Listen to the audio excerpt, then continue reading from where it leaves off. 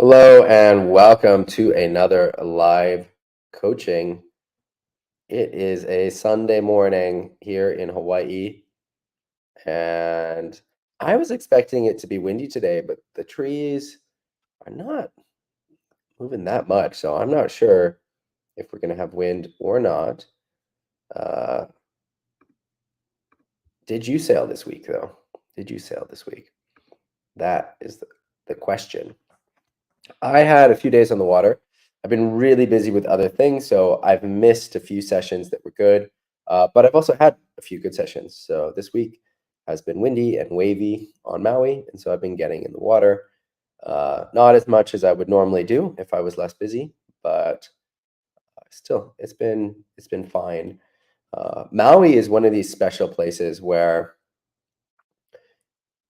it's not really like anywhere else. And so even though this is the place where I'm most comfortable, out of all the spots in the world, Hokipa is where I'm most comfortable. But yet it still takes time getting back into it after being away.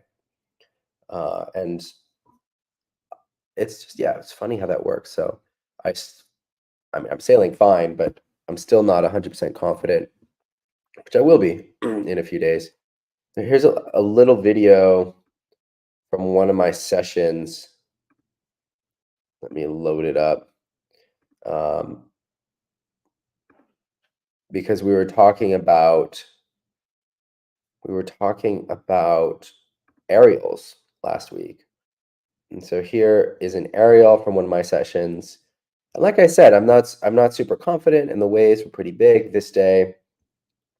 So I think the aerials that are captured in this video are a good example of how to do it. Obviously, these waves are pretty big, uh, but if you look at the technique is applicable to much smaller waves. And so if you're working on aerials, chances are you're not going to be in such big waves, but you'll probably be also a little bit uncomfortable and also looking for techniques to get around that discomfort, get around that fear, and to make it easier for yourself. And so we can see here is I'm doing a little bottom turn, but it's still a pretty shallow bottom turn, right? I'm staying pretty high on the wave. I'm not doing much of a U-turn. My bottom turn is very drawn out. And then sailing up into the lip. And then what's really important here, like we talked about last week, is that angle of the board changes. So sailing up to the lip, it's at this angle, right? And then as I'm coming into the lip, I know that I have to get the bottom of the board so that it is angled into the curl of the wave, right? And so then I start doing that and make sure to hit the wave at the moment that it's pitching forward. And then it launches me. And so again, these are bigger waves, but a very similar technique. And this one is I'm doing even less. There was a little bottom turn that got cut off in the video, but otherwise I'm pretty much just sailing into the lip. But again, it's really important getting that angle with the bottom of the board. You can see it's not as extreme. There's other examples we've looked at which are really extreme, where this is less so. But that angle is still there. So the bottom of the board is exposed to the power section of the lip. And even without, like, I don't have much speed, I'm not doing much bottom turn, but just getting to that lip and at the right angle, and then the power of the wave pushes me into the air, creating the aerial.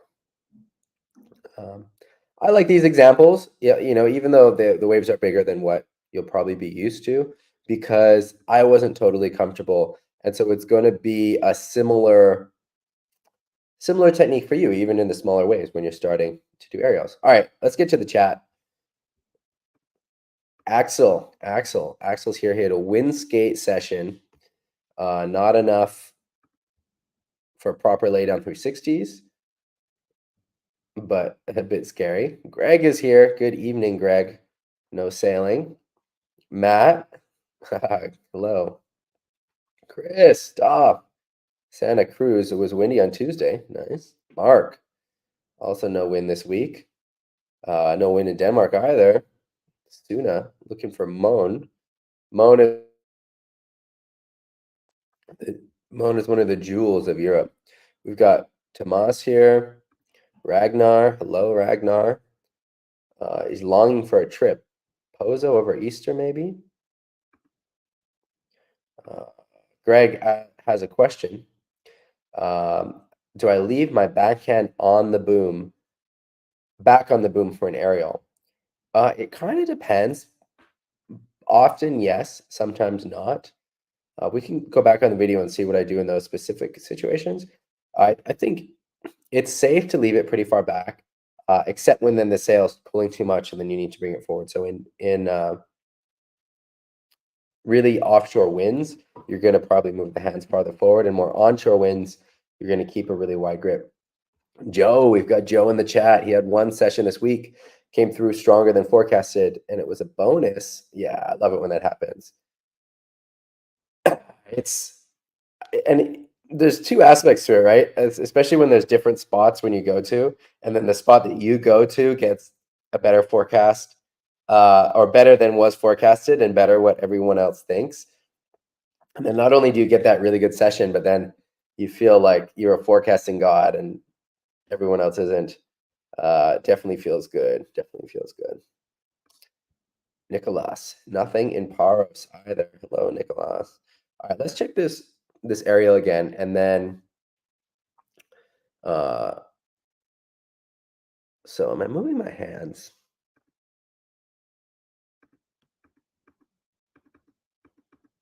Not really. A little bit forward because the sail fills up with so much air. But there's not a ton of movement there. All right, let's load up the Facebook group. We will get through the posts. You guys have any other windsurfing questions for this week? Anything you've been dying to ask, dying to know? What are you working on? All right, I'm going to get the Facebook group loaded up.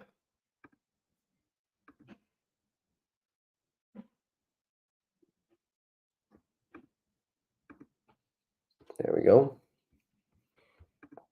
Yeah, so as we get into this, I want to hear from you guys.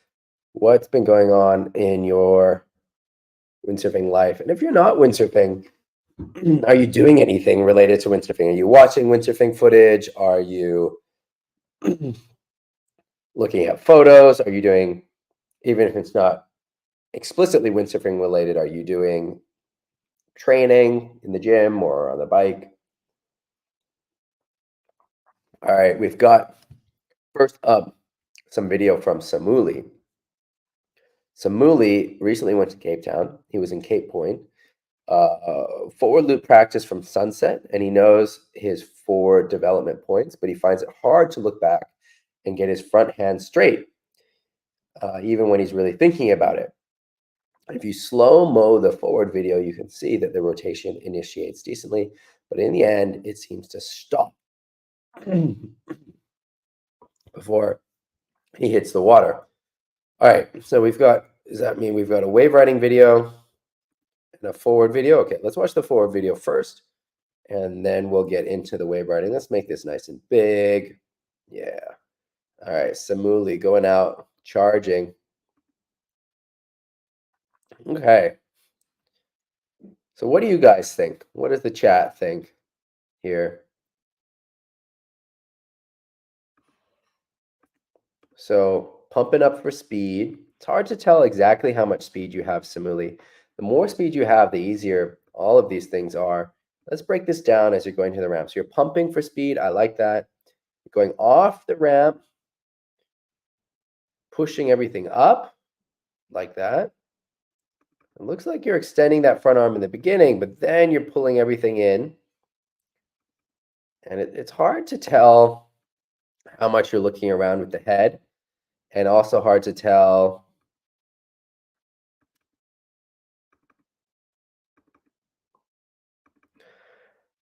Technique's pretty good here, Samuli. The technique's pretty good. You're hitting most of the major points.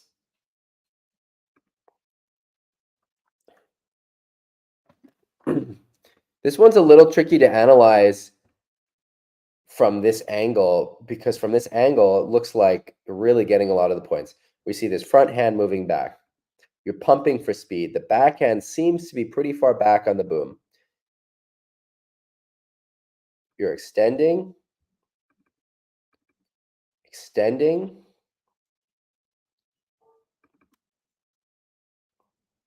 So one thing that could be going on here, and again, it's hard for me to see from this angle, is that when you're extending, you're pushing the sail downwind, and what you want to do is sort of push it straight up or even into the wind. And if you get it pushed a little bit into the wind, it really helps create that nice rotation.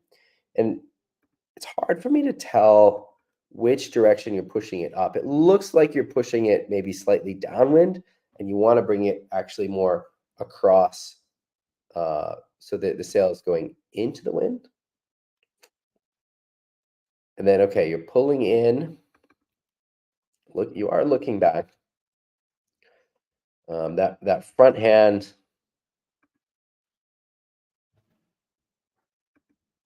That front hand is getting quite close to the body, which we don't like. The other thing I would say and question is this ramp big enough? Because it looks like you're really not getting a lot of air. And so this looks like a pretty teeny tiny ramp going on. And so whenever we're dealing with something like this with the forwards, there are two factors, right? You have your technique factor and you have your airtime factor. So if your technique is bad, but you get enough air, you're going to be able to do some kind of rotation and land. If your technique is good, you don't need a lot of air. You can do the forwards off of nothing. So if that in mind, okay, if your technique is not perfect, but it's pretty good, you can't do forwards off of nothing. You want to make sure you're hitting a decent enough ramp. You don't need to go huge, but you need to be hitting a decent enough ramp. But also, if you don't have ramps, then you can work on the technique to get better and better. All right, let's go to the chat. So who's this on Facebook? We've got someone on Facebook. Is this no surfing in the south of Sweden? Fairly bleak on the Oregon coast, but getting ready for spring and doing some land sailing. All the sweet coverage from Maui has been hard to take. Mark is asking if anyone else trains balance. Yeah, that's an interesting one for training balance. So, Mark, I like doing, this is not balance specific, but I like doing the ladder drills and these other footwork drills, which help with coordination. I also have a Bozu ball, which I don't use that much anymore, but that also helps with balance. I'm not sure, like balance is one of those things where you can definitely train it, but also I'm not sure how much it transfers. It seems like whatever you're training for, you get better at, but then it stays within that domain. But I'm curious if you guys have other ways of training balance that have been effective. Tomas enjoyed the IWT in Japan. Awesome. Ragnar loves the commitment. Greg has been commuting on his push bike and training on the gym on the shorter days. Good. Sounds good. Bart, 2 sessions this week. Nice. Cross on and trying to get some speed in the high fives. Max still waiting for win. All right, let's check the other clip from Samuli. We've got the wave riding clip. Oh no, Matt's saying he's had the kit loaded in the car 3 times this week trying to catch an iffy forecast that didn't deliver.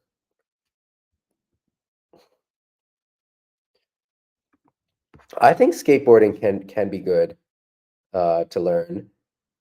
Wear a helmet. Make sure you're safe with it. You can get really hurt skateboarding. It's cement, concrete, asphalt is a lot harder than water. I've been skateboarding more in the last couple years because my son likes to skateboard, and I found that that helps my surfing. So not my windsurfing, but my surfing. So because one of the issues with transferring windsurfing ability into surfing ability is that you always have the boom. And so much of surfing is about how you're using your arms and your shoulders. And it works a similar way on the skateboard. And so by practicing those arm and shoulder motions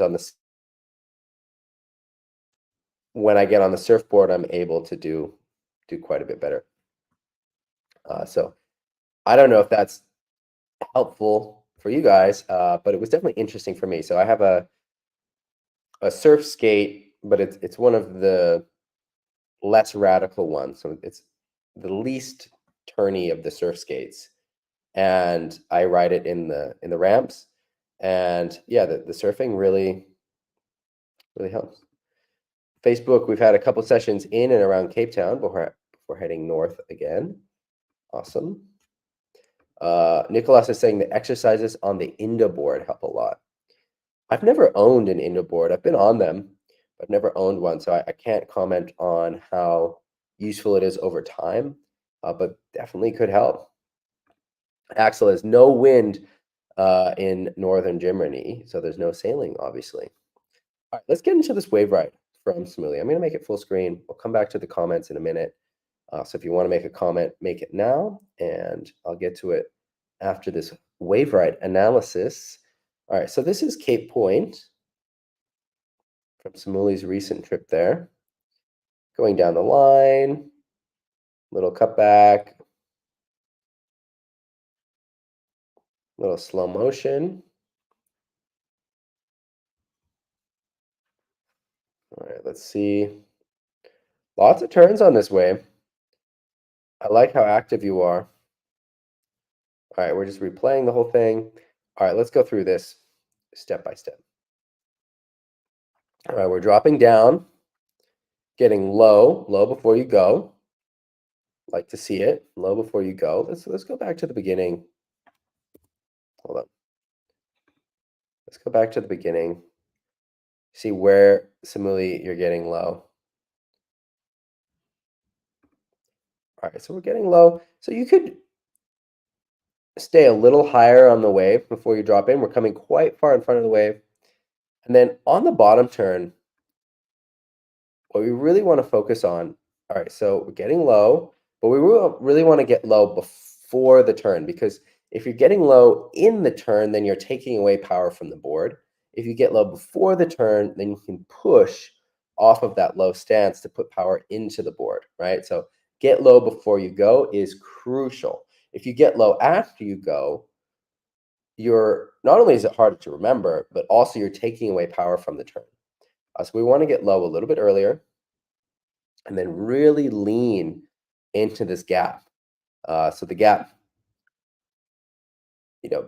behind the clue here, this space, because right now we're just getting low and we're pushing kind of on the back foot. But what we want to do is really get that forward lean over the board. Try to touch your nose to the water, and that will really help get those nice carving bottom turns. But you're able to get a cutback where the technique's looking fairly solid. We've got this good hand position. Looks like the board is carving all the way through. So we'd like to see it. The biggest thing I see to work on here is the bottom turn. So if we look at the second bottom turn, we've got the same thing going on. Getting low is good. This one's a little bit earlier. But then see how the weight is actually over the heel side of the board. We want this weight to be over the toe side of the board to get this other rail really engaged. So really leaning leaning forward, pushing the sail away from you, leaning forward, and then doing the same thing you're doing on the cutback. And then the last comment before we move on is I want you to go for another turn. Looks like there's another section on this wave, and try to milk the most out of it is recommended. All right. All right, Joe. Joe is in the chat. So Joe says, thanks for the input on the bigger wave board. He's pretty sure he bought a Magic Wave 105, but the deal happens next week. So back loops, he's been trying them for a few years and landing very few of them, less than 1 out of 10. His main problem is that he's over-rotating, can't seem to control the rotation. The only time he lands them is when by chance, when the height and the jump exactly match the rotation speed. Part of the problem is that he can push loop relatively consistently. Nice. And therefore, I know that I am sometimes throwing myself into the rotation by carving up the face as I launch. Some of the clips on the GoPro definitely show this, but I don't feel like I'm always doing that. Yeah, issue. And Joe, it affects a lot of people, even pro sailors. For a long time, now the level's gotten high enough that this is less true, but for a long time, I'm talking about in the late 90s and through the knots to about 2010, pro sailors would have one side where they were comfortable push looping and one side where they were comfortable back looping. And you didn't have a lot of mixing. So for example, Levi, he's comfortable doing back loops on starboard tack. So I have never seen him do a push loop on Maui. In port tack, Gran Canaria, he's comfortable doing push loops. I don't know if I've ever seen him do a back loop there. He's always doing push loops. And a lot of riders have that zone of comfort. Now, the levels increased a lot, and so you see riders doing both. But one of the things that has made that more possible is the tweaked push loops. And so the push loops that we're often doing on the Pro Tour are more the tweaked push loops rather than regular push loops. And that's a different enough feeling that you can do that with the back loop and not start to confuse the two, because otherwise the difference is, even though they are big differences, are somewhat subtle in the approach. Anyway, let's watch the footage and we'll go from there. So Mark, by the way, followed up. He said that he's skateboarding and ice skating, and he made a balance beam from a plastic pipe. That's cool. All right, let's watch this. Watch this footage. One more comment just on the push loop back loop thing. Ben Profit, for example, says that people are either back loop people or push loop people, and you can do one and not the other. There's some truth to that.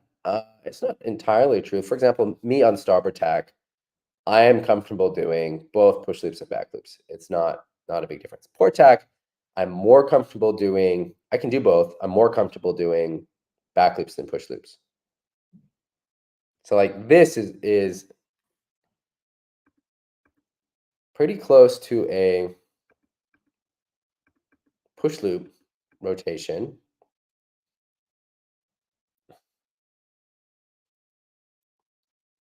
Okay, that's more of a back loop rotation.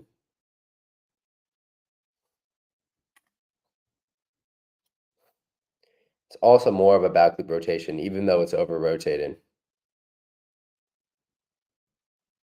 Is that the same one from the beginning? Yeah, it is. We're back. We're looping the loops. So something that really helped me, because when I was, oh, we've got Dana Miller and Jorg in the chat. Hello, guys. You two are on Facebook. Oh, and Caro as well. Nice.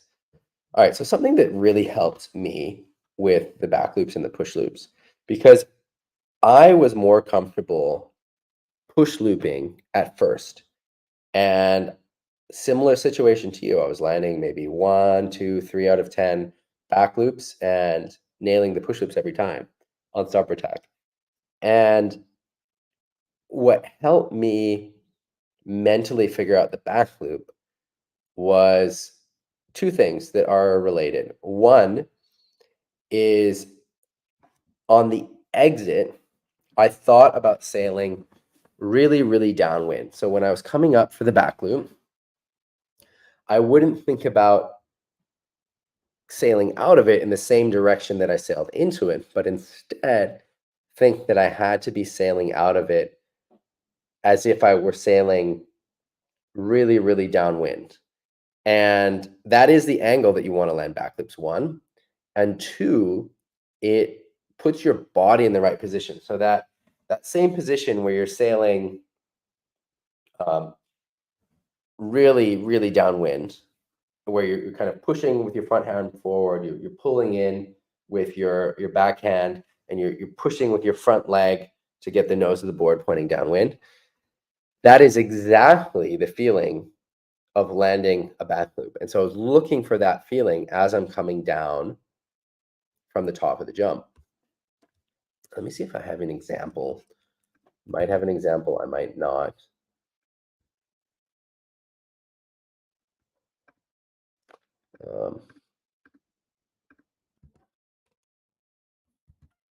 So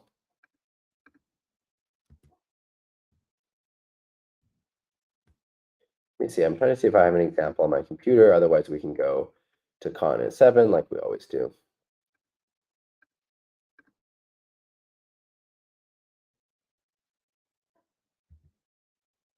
Okay, I've got a photo sequence. I wonder if I can load the photo sequence so that you guys can see it.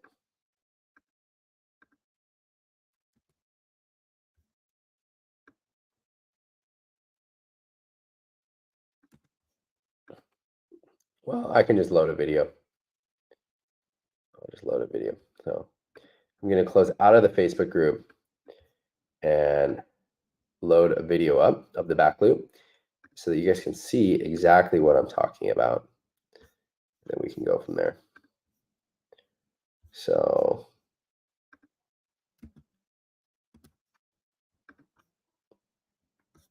here, I've got a few back loops.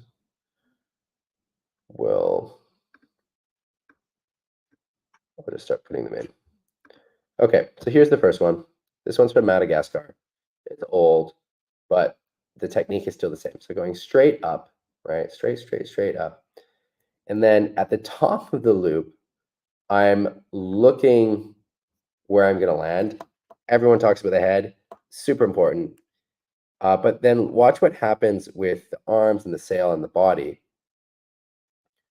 Start to steer everything straight downwind, like I'm sailing downwind, right? So it's a little bit hidden by the sail, but my front arm is extended and straight. The sail's being pushed in front of my body. The front leg is pushing forward.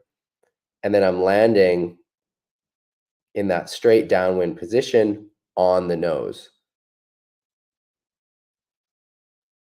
right? And so you're not trying to go out, land the same way that you were coming, and you're not trying to land on your feet. You're trying to land on the nose. And so you can see that it's a very small, subtle rotation, right? So we're going up, coming around, and turning just a hair over 180 degrees, right? It's even less than 270 degrees, or maybe on the landing it's about 270, but it feels less than 270. So Joe asks, although he keeps the forward speed and harder to sail away, should he try not being so tight to the wind on the takeoff to see if that stops him from rotating at the start? Well, I'll go back to your video, but generally not, because if you are taking off more downwind, then you have to use your body to do the rotation more, and that's the opposite of what we want. So what's really important in the back loop is that we're using the sail rather than the body to throw the rotation. because if you're using the body, then you're going into that. You're going into a push loop.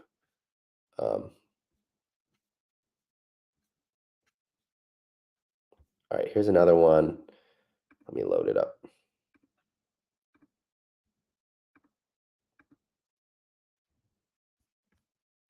All right.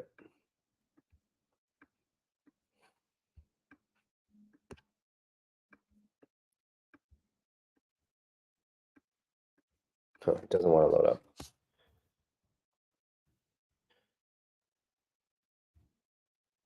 Coming. It's coming. Coming.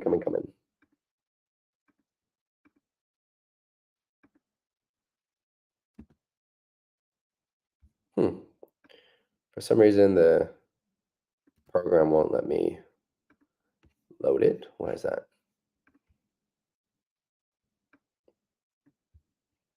All right, let me try this again.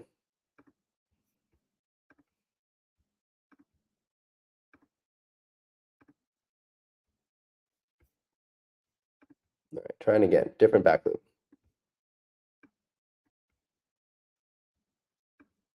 No, doesn't want to go. Okay.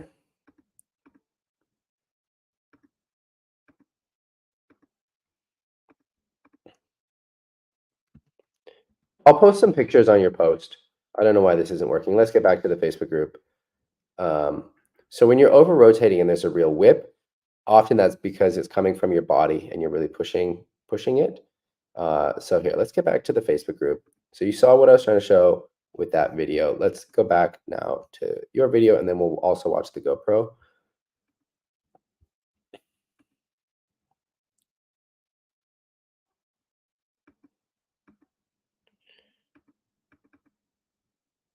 So here there's less whip, but you can see how the sail's ending up almost behind you, and you want really the opposite. You want the sail to be in front of you when you're coming. If we go through this, right? Okay, going up. And then you're pushing the sail, but before the head. And so you don't know where you're pushing it. And so what I would like to see you do is when you're getting up, really focus on just going straight up, and then straight up, and then looking with the head, and then pushing with the sail. So really break down that movement. And so make sure that you're looking with the head. So here you're looking before you're pushing, and the rotation is more controlled. And this one you almost land. So that's what we really want to get, is where you're looking with the head and leading with the head before you start pushing the sail. And then really think about steering everything downwind. And so you're trying to rotate too much. So try to come out of it going straight downwind, and be in that body position that you would have to be in if you were going to sail out of it straight downwind, right? Which is not this position. If you're this is a position for sailing upwind, right? Say that sailing downwind position, what you can do is practice sailing really downwind, really off the wind, and see what that position feels like. You've got your front hand extended, you're pushing with that front leg to keep the nose of the board pointed downwind, um, sheeting in the sail tight to you, right? What does that feel like? And that then is the feeling that you want to be looking for when you're coming down from the back loop. All right, let's watch another one. Am I making sense? Let me know if I'm making sense here. All right, so we're taking off.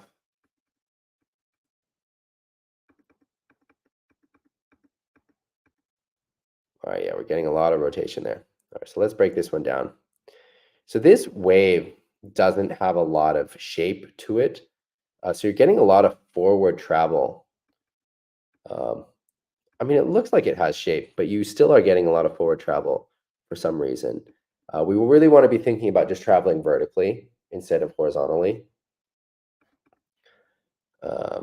Okay, so we're taking off. And so here we can see the sail is really you're really starting to push with the sail. So I want that push with the sail to happen later, and it's not such a forceful initiation. It's really a soft initiation. It's really like you're just going up, you look over your shoulder, and that board is pointing into the wind, and then you're just falling down the other way. It doesn't feel like a rotation. It doesn't feel like a push loop or a forward. It doesn't feel like a rotation. It just feels like you go up and you fall down, but you're falling down the other way. And then you're looking at the water, steering downwind, pushing everything around. So really slowing down, this first part. Let's watch another one.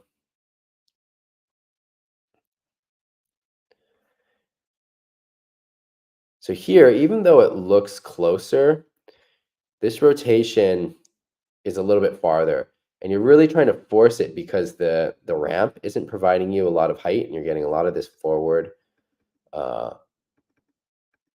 momentum. So being more picky with the ramps will also be helpful. You really only want to take off on really steep ramps for this.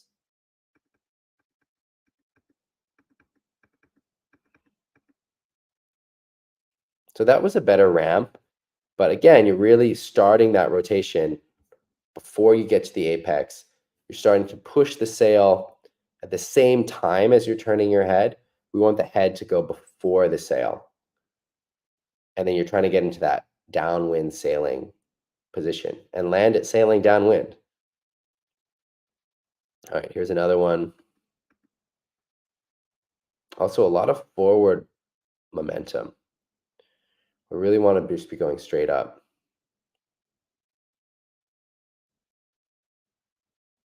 That one's pretty nearly made. Okay.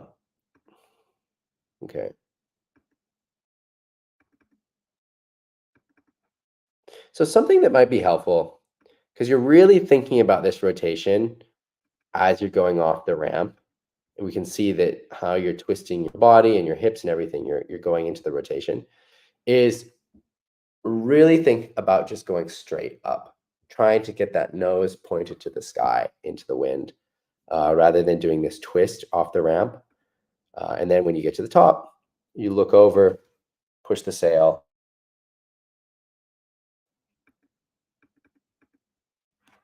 All right. Is what I'm saying making sense? All right. Let me check the comments. I was involved in the... So Joe says, I think it may actually be easier if I get more height, so I almost have more time and can separate the rotation from the up and down. But that's a bit scary when you keep over-rotating, especially as the over-rotating when it happens seems to be a real whip. Always a balance between getting as much practice as possible and waiting for the perfect ramp. I'm trying to do them off every ramp that I think is possible, trying to do 10 attempts a session. Yeah, that sounds good. But what you really want to make sure is you're getting up-down travel, not forward-back travel. It's so important that you're just going straight up, and you don't want to have that forward momentum. So whatever the ramp is, really think about just going straight up rather than traveling. And that is something that you have control over, right? How you hit the ramp. So really make sure that you're getting just that up-down travel. And then try to break down the process. Try to under-rotate it. So try to just do a 180 rotation. Try to land pointing back to the beach. So don't try to do the whole rotation as you are doing now. Just try to get it so you're pointing back to the beach. So you go straight up, you're looking over your shoulder, and then you're steering everything down, but you're not trying to get all the way around. You're just trying to come back to the beach, just a really subtle, small rotation, and then let's work on it from there. See if you can do that and get some video. I would love to see it. We've got some action in the comments. Greg says that makes sense. Hans, hello Hans, says go for the rocket air, step by step, rotate more by looking and falling back. It's not that bad. Yep, good advice. Tomas says, I think you could clarify what you mean by push the sail. You don't really push on the backhand, rather making sure your gear lands before your body in front of you in the water, right? Yeah, so what I mean, I don't mean pushing on it this way, I mean that windshield wiper push. So we talk about the windshield wiper. So your sail is here, and as you're coming down, you're doing the windshield wiper, right, forward. And that's what I mean by push. So the sail is being pushed towards the nose of the board, not being pushed forward. So you're sheeting in and straightening the front arm, and the sail is moving in front of you um, to the nose of the board. And it's again that feeling of sailing downwind, and that's something that I found really, really helpful. Um, Tomas, want the sail sheeted in even at the last moment. I mean, the sail stays sheeted in kind of through the whole way. Ragnar says that I made it. I described it once as go straight up and turn your head, and I use an office chair. Yeah, it's such a subtle, soft movement. All right. Next up, we've got um,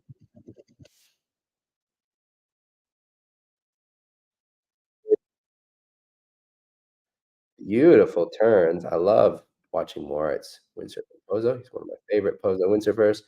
I love this U-shaped bottom turn. Look at that U. He came through and getting that high five. Boom on that corner pocket section. Throws the tail. Beautiful little turn. You can see a lot of what we talk about in this example. Look at how forward he's leaning. He's got the knee bend, the hip bend. Uh, his body is way over his toes, trying to touch his nose to the water. The clue is open, still leaning hard. Hips turn into the turn. Then he comes up, nice U-shaped bottom turn. Gets that high five. Bam. Love it. Beautiful.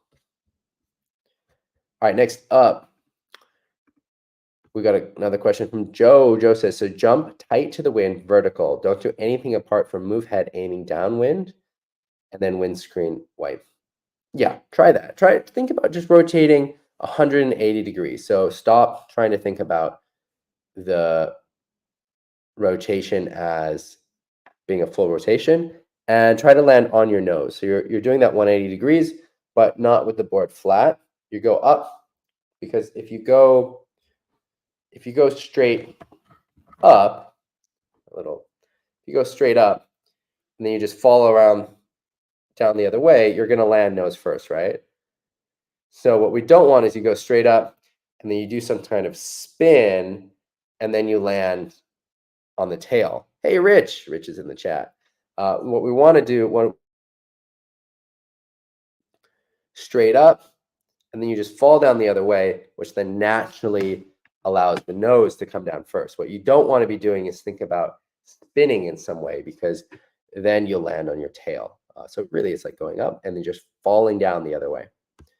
All right, we've got some video from Bruno from Italy on the 5-3. So what's first thing I love about this footage is it's obviously filmed from someone's phone. We have the vertical orientation. It's kind of zoomed out. It's not the best video we've ever seen. But I love that because this is exactly what I'm talking about when I talk about how important it is to get footage and how just ask your friend, ask your buddy to take out their phone and film you for one wave, two waves, and that pays massive dividends because you get to see yourself, you get to post it in the group, you get my feedback, but most importantly, you get to see yourself, which is such an important part of the learning process. And you don't have to hire a professional videographer, you don't have to have all the GoPro stuff set up. Just ask a friend on the beach with their phone to film you. All right.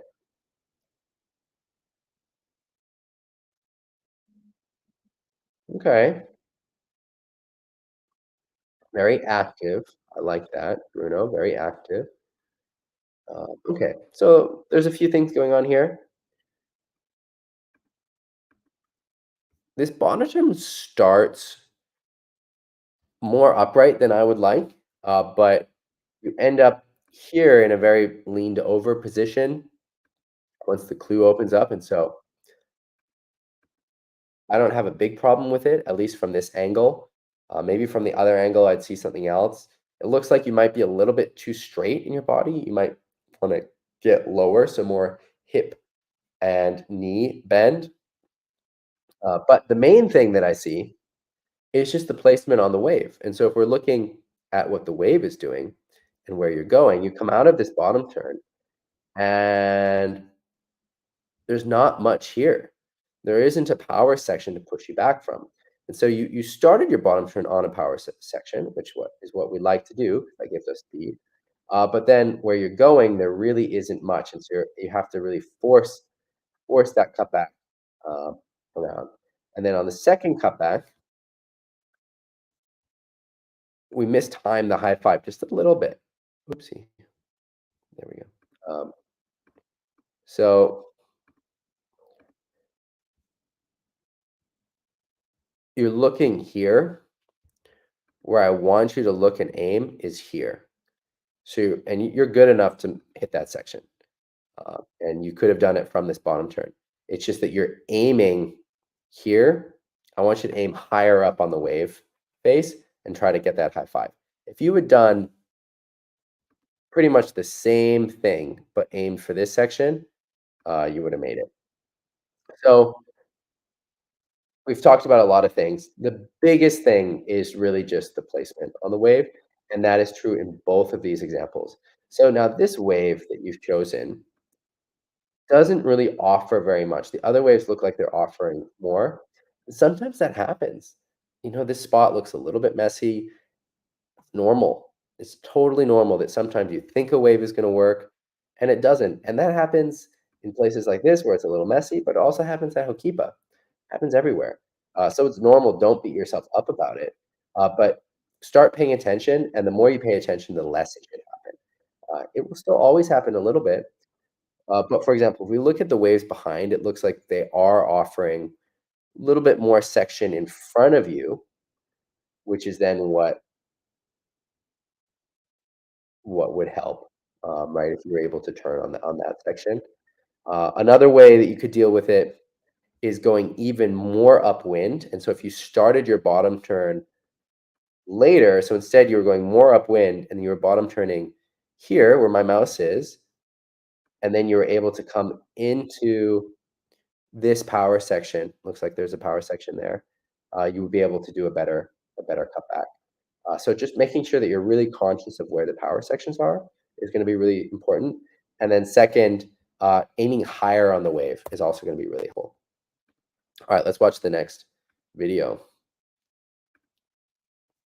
All right, here's the next one. Make it big full screen again. A little hard to see, but again, I love this kind of footage. Um, but I cannot see you. Where are you? Where are you? There you are. Okay, we're gonna. Oh, that looks nice. Like it's hard to see, but that looks really nice. That looks like a really nice cutback. It looks like you've got a lot of power, and you're hitting the power section, which is exactly what we're talking about. So aiming for more of that. Oh, well, this video is too far away from me really to see what's going on. It looks like you're sliding out and then you don't recover it. But you're hitting the power section, found the power section. Look like you're getting a high five. You're getting some spray. You might be losing the fins, but this is a win. So I try to do more of these. Even though you fell, it's still a win. Okay, Bruno, I hope you were catching that. And like that, we are caught up. It has been an hour. So with that, I will say good day. Looks like the wind is moving the trees, the leaves in the trees at the moment. When we started this live stream, it was very still, but now it looks like the wind has come up. So my anticipation of a windsurf session is increasing. Hopefully I'll get some footage and I can post it for you all. If you have any questions, videos, comments, concerns, photos, all of the above, post it in the Facebook group. The link is up there. You guys all know the drill. But if you're watching this and you're not a member of the Facebook group and you want to be, you can join it there. It's all easy to sign up, and it's a great community. All right, everyone, I am going to sign off. Thank you for joining us. Joe, I want to hear how it goes, and everyone else as well. I want to hear how your week goes. Post it in the Facebook group, and I look forward to seeing you next week, Sunday. Take care. Have a windy week.